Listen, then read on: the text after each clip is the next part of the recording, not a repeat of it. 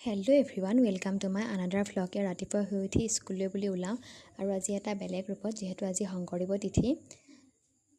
ৰাস্তাত গৈ বহুত টাইম গাড়ীৰ বাবে ৰখোঁ। অৱশেষত আকৌ টমটম এখন পাওঁ, টমটমখনতে উঠি স্কুল গৈ পাওঁগৈ।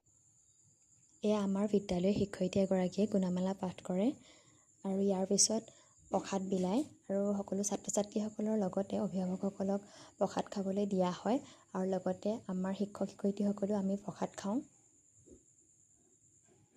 প্ৰসাদখিনি খাই হোৱাৰ পিছত বিভিন্ন কাৰ্যসূচী যেনে বৰগীত, সত্ৰীয়া নৃত্য আদি চলাই নিয়া হয়।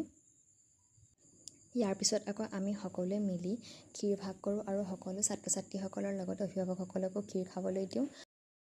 আহক এতিয়া আমাৰ ছাত্ৰ ছাত্ৰীসকলৰ দিহানামৰ কিছু অংশ চাওঁ। এয়া হৈছে আমাৰ ছাত্ৰ ছাত্ৰীসকলে গোৱা দিহানামৰ কিছু অংশ। এয়া